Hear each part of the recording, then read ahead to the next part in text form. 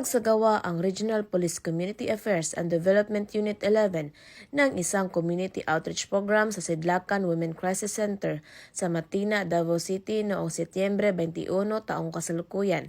Katuwang ang Sangguniang Masang Pilipino International Incorporated Davao City Chapter. Ang aktibidad ay bahagi ng ika-20th anniversary ng SMPII at may temang para sa bayan, kapwa-damayan, walang iwanan.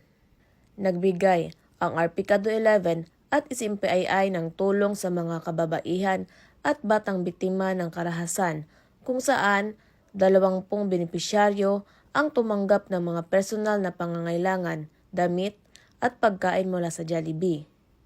Ipinamahagi rin ang iba pang mga gamit na makakatulong sa kanilang pang-araw-araw na buhay. Ang aktibidad ay isang makapangyarihang paalala ng kahalagahan ng pagtutulungan at malasakit sa komunidad.